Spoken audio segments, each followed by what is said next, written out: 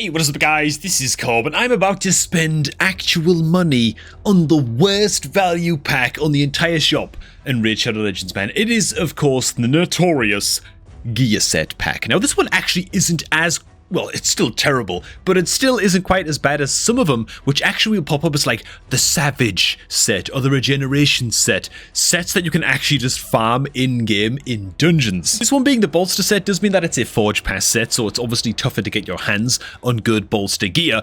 And for the cheap price of 30 GBP, aka about $35-ish, you can grab 6 pieces of bolster gear, man. No grinding required. They even throw in a legendary Chaos Ore, which unironically is probably the most valuable thing that you actually get in the entire pack, not the bolster gear. So before we go ahead and do this ruinous act, why is this so bad on the surface of things? Well, when it comes to collecting good gear in Raid Shadow Legends, a lot of the gear's quality is going to depend on where the stat rolls go. For bolster gear, because it gives you a protected 30% HP ally shield and heals the wearer by 10% for every turn, you're looking for HP percentage substat rolls on your bolster gear. Best possible stat you can get, as well as, of course, you still want some speed rolls on the gear. It is going to be used in PvP after all, so having some decent speed on your PvP support champions is going to be a big deal. This, of course, means that we have no idea what we are about to buy. If these gloves that I'm about to purchase do not have HP percentage as the main stat on these gloves, they probably suck. Same thing with the chest. The boots need to either be HP percentage main stat with speed sub, or speed as the main stat. Anything else, and all of these items have instantly bombed. And that is the long and short of why buying this gosh darn pack is such a horrendous idea. And here we are, guys. We've only just gone and done it so that you don't have to. Hey man, if you're looking to repay me for making this momentous sacrifice before we check out the stats on this gear, the one thing that you can do to help me out is if you are looking to create a new raid account now or anytime in the future, make sure that you do so using the beginner promo link down below at the top of the video description box. Sign out with Plarium Player on your PC, click on that link and use it to create a new raid account to get Elnaril as your free starter legendary champion, as well as an additional few epic champions as you continue to level up your account, man. It's that easy. Clicking on the link below will take you to this web page right here. This is the page you want to use to create a new raid account. And as soon as you've done that and completed the tutorial on your new account, Elnaril will be waiting for you in your new account's inbox. Okay, man, let's see what actual gear we just got here, shall we? I just had a mini nightmare imagining that all of the stat rules on this gear is like extremely good, and I'm accidentally going to encourage people to buy this terrible pack. But we're going to know very soon, aren't we, I suppose? Okay, filtering by just new gear. Here is the bolster gear that we got. First of all, you know what, let's go in reverse order, man. Let's start off with the weapon, as I move my huge cranium out of the way once again. There it is. Oh, would you look at that? The weapon rolls are actually potentially really quite good. Speed, HP percentage, could be pretty decent. Let's upgrade these as we go as well. There is a gear enhancement event active right now as well, so let's pick up some rewards from that. Roll up the gear, we hit HP percentage one time. Okay, maybe not too terrible of a start here in terms of value for cash. And then we hit crit rate, and now we've got like a huge stat spread, and things are starting to get just a little bit awkward. I'm going to leave that one at rank 12. But the curious thing about this is that even if the stat rolls on gear like this, wow, the helmet could also roll very positively as well. Even if the stat rolls go absolutely perfect, there's still 100 reasons why you still do not want to buy these packs, and you're much better off if you're going to spend in this game. Oh dear God, bloody hell, man, that's terrible. Oh God, we managed to dodge all of the good stuff. I mean, a bit of it. Okay, can resistance work? A resistance heavy bolster set build? Well, whatever, that just happened. Either way, if you're going to spend in the game, God, the shield is not looking that great. There are just better things that you can spend on 99.99999% of the time. Okay, so the shield here is a little bit awkward. I mean, like a double HP percentage roll or something could make this worthwhile. We at least did HP one time. Let's go ahead and roll up to 12. Anyway, just out of curiosity, we do actually get the double HP percentage roll. Now for the gloves. Gloves and chest, we're looking for HP percentage as the main stat on these pieces. The gloves, defense percentage, main, no HP percent, no speed substat. Not super ideal. What about the chest? The chest goes resistance with speed being the only decent substat on this mother sucker. Let's see if we can actually hit any of the speed. Why am I even upgrading this, man? Let's take it to 8, just out of curiosity. Yeah, not great. What about the boots now? HP percentage or speed would be acceptable. Flat defense, these boots are an instant sell. So frankly, based on the quality of these gear pieces, if you're mega early game, they're not going to look too bad, right? If you're anything mid-game and beyond, then you probably can look at these and would agree that probably only the weapon has got reasonably okay-ish, maybe, stat rolls on this. We failed to hit the speed a single time, which sucks, and only a single roll into HP percentage. Yeah, if your account is like anything approaching late game, you wouldn't be using this. The stat rolls just aren't good enough. There's maybe a stretch of a case to be made for the shield, if you want to run the shield on, I don't know, like a UDK and a bolster set or something.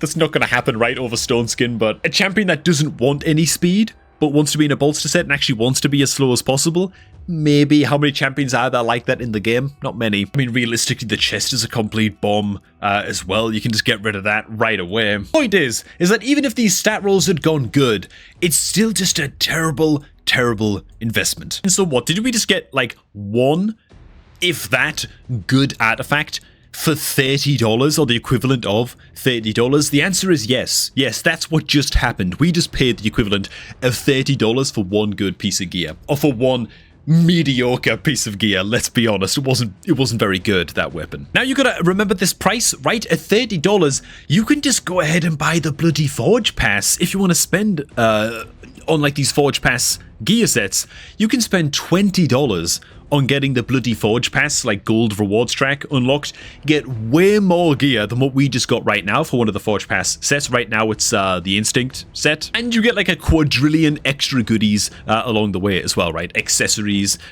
silver, glyphs, experience boosts, mythical chaos ores, that kind of thing. You get so much more stuff. Speed glyphs, speed charms, rather. You get so much more stuff for just getting the Forge Pass as opposed to buying the gear set like I just did on the shop. When you're imagine that this bolster set could quite easily be like a 6-star legendary speed set pack that you're buying, right? Speed set or savage set or regeneration set, all of which of course are actually farmable in the dungeons, as you well know. Then you've got to compare the cost of buying or spending $30 on a set of gear like that compared to spending something like $30 or way less on things like energy refills and stuff instead. Interjection here to say that spending is a weird topic to cover just point blank. It feels strange for me to give like financial advice to people in any way. At the end of the day, it's your wallet. You can do with it what you want. Well, I do plan on doing a proper spending guide at some point in the future. I think that would be quite cool. A lot of you guys seemed interested in that idea. I'm going to go ahead and compare the daily energy pack's value to the bolster set pack. Because let's imagine that it wasn't a bolster set pack that was on sale. It was like a speed set pack or a savage set pack or something like that, right? If you were to instead spend $10 less on the daily energy pack, which gives you about 4,500 energy in total once you do the math on all of this stuff, and you were to spend that 4,500 energy in stage 20 dungeons farming artifacts, what would you get back in return? Well, having done the math on all of the drop rates on gear, even just farming stage 20 dungeons with the energy that you get from a daily energy pack, you're looking at farming about 19-ish on average, about 19 artifacts that are 6-star quality and that are epic or legendary in quality from that 4,500 energy. On top of that, forget the 500k silver that you get on top of these little gear set packs. You'd be farming at least 10 million silver by spending the energy in stage 20 dungeons. That's just from selling the other artifacts that you wouldn't be keeping, hypothetically. But perhaps most importantly of all, if you're spending all of that energy into stage 20 dungeons, that's probably enough energy to at least almost completely finish an entire Dungeon Divers event. Grab all of this extra free stuff as well while you're farming Dungeon Divers, and ideally you're also spending that energy at a time in a dungeon where there's a tournament live as well, and you're going to get all kinds of extra rewards from doing that also, right? The real value of, if you are going to spend in this game, spending on things like gems and energy comes in the form of allowing you to participate in events in the game, right? This is where you're going to get a lot of bang for your buck in terms of getting those extra energy resources in this game. Now that of course comes down to spending your resources like your gems and your energy wisely and at the right time when you're double or sometimes even triple dipping between events to maximize the amount of free stuff that you're getting. But for me, that really doesn't take that much extra effort, you know, to get that much extra value out of something like an energy pack. And the amount of free stuff that you're getting from just spending the energy from an energy pack instead of just buying gear outright and getting nothing for all of the ongoing tournaments and events in the game. Like, it's already just such a huge, staggering difference. The only real downside to getting something like the energy pack instead of buying gear sets like this is that, yeah, you're going to farm the dungeons, you might get some good gear drops, you might not. Some of the gear drops that you get, some of like the epic and legendary quality artifacts that might drop as you're farming stage 20 dungeons or higher, might come from sets that aren't very good, right? Some like life set gear or some accuracy set gear that maybe your account has moved beyond accuracy a long time ago. But hey man, all the same, I hope that this video did a lot, if in case it needed doing. I'm on my free-to-play account, by the way, that's why it's saying I haven't purchased anything here now. I'm switching over to the free-to-play. I hope that I've done enough to really shine a spotlight on just how bad some of the deals are in the shop, and like I say, full spending guide, I think, is going to be on the way relatively soon, maybe in like a week or so from now. I really want to plan it out and make sure that I get it right. And that's all for this one, man. Hope you guys did enjoy. And hey, by the way, I recently launched a Mech Arena channel, which I'm going to go ahead and link down below in the video description box. So if you're interested in Mech Arena or you're interested in getting started in Mech Arena, you can come ahead and join me in my new channel's adventure. It's a brand new channel, just getting started, and I'd love to have you over there, man, to check out the videos, give me some feedback, give me some pointers if you know what you're doing in Mech Arena, or learn alongside me if you're brand new to the game as well. It would be sweet to have you. Thanks for watching, guys. Hope you all did enjoy this one, and I'm going to catch all of you all just a tad bit later, man.